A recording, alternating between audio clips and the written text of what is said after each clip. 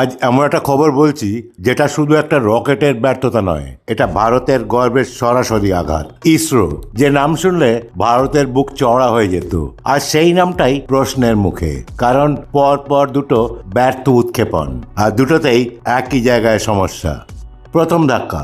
এই গল্পটা হঠাৎ শুরু হয়নি। প্রথম ধাক্কাটা এসেছিল 18 মে 2025 সালে। সেদিন ইসরো উৎক্ষেপণ করেছিল স্যাটেলাইট PSLV-C61, যার পেলোড ছিল EOS-09, একটি অত্যাধুনিক আর্থ অবজারভেশন এবং নজরদারি উপগ্রহ। কি হয়েছিল?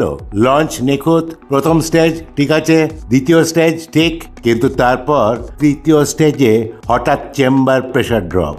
রকেট গতি হারালো, কক্ষপথে ঢুকতেই পারল না, আর EOS-09 হারিয়ে গেল।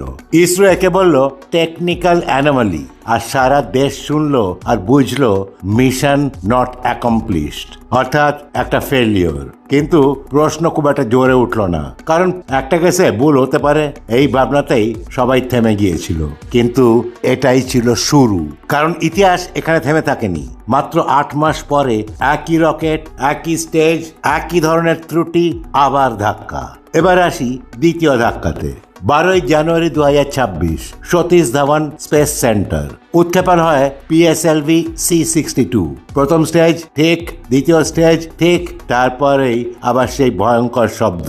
তৃতীয় স্টেজে অ্যানোমালি, রকেট পথ হারায়, নিয়ন্ত্রণের বাইরে চলে যায়। 16টি উপগ্রহ একসঙ্গে হারিয়ে যায় মহাকাশের অন্ধকারে।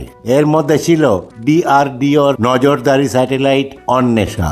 এছাড়াও ছিল একাধিক বাণিজ্যিক ও গবেষণা উপগ্রহ। আগেরবার শুধু বিজ্ঞানের ধাক্কা, কিন্তু এবার শুধু বিজ্ঞান নয়, জাতীয় নিরাপত্তা, কৃষি, পরিবেশ, স্টার্ট আপ সবকিছুতেই ধাক্কা। এখন প্রশ্নটা খুব সোজা। একবার হলে না দুর্ঘটনা, দুবার হলে কি কাকতালীয়?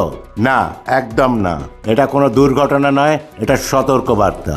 একই রকেট, একই তৃতীয় স্টেজ, একই ধরনের ব্যর্থতা। তাহলে প্রশ্ন তো উঠবেই, কোয়ালিটি কন্ট্রোলে কি গাফিলতি, সময়ের চাপ, বাজেটের কাটছাড়, নাকি রিপোর্টের ভেতরে কিছু লুকোনো? দেশের মানুষ কি পুরো সত্যটা জানছে? বিশ্বের সব বড় এজেন্সিও ব্যর্থ হয়, কিন্তু তারা ব্যর্থতা দেখে শেখে, খোলাখুলি তদন্ত করে। তাই ইসরোর কাছেও দেশের মানুষের দাবি একটাই, পুরো টেকনিক্যাল রিপোর্ট। কি ভুল হয়েছে জানান, কেন একই জায়গায় বারবার সমস্যা, ভবিষ্যতে এটা কিভাবে আটকানো হবে, সবকিছু পাবলিকলি স্পষ্টভাবে জানানো হোক। মনে রাখবেন, একবার ব্যর্থতা দুর্ঘটনা হতে পারে, কিন্তু একই জায়গায় বারবার ব্যর্থতা সেটা দুর্ঘটনা নয়, সতর্ক বার্তা।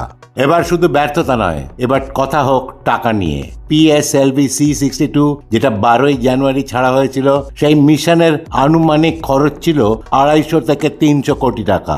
এটা তো শুধু রকেটের দাম। এর সঙ্গে যোগ করুন 16টি উপগ্রহের মূল্য, তাহলে মোট ক্ষতির অঙ্ক শত কোটি টাকারও বেশি। তাই দুটো ব্যর্থতার মোট খরচ কত হবে তা কেউ জানে না।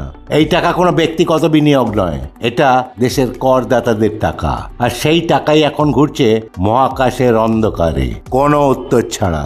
প্রশ্ন তোলা মানে অসম্মান নয়, প্রশ্ন তোলাই গণতন্ত্র। আর গর্বের প্রতিষ্ঠান বলে ইসরোর কাছে জবাবদিহি চাওয়ার অধিকার দেশের মানুষের আছে। ইসরো ভারতের গর্ব, আর ঠিক সেই কারণেই প্রশ্ন করা কোনো দেশদ্রোহ নয়, প্রশ্ন করা দায়িত্ব। আপনি কি মনে করেন এটা শুধু টেকনিক্যাল ব্যর্থতা, নাকি এর পেছনে আরো কিছু আছে? কমেন্টে লিখতে পারেন, ভিডিওটা শেয়ার করুন, কারণ প্রশ্ন না করলে ভুলগুলো কখনো ঠিক হয় না। মাথায় রাখবেন, প্রশ্ন করা মানে অসম্মান নয়, প্রশ্ন করাই ভবিষ্যতের নিরাপত্তা। আজ এখানে শেষ করছি। ভালো থাকবেন, সুস্থ থাকবেন, ধন্যবাদ।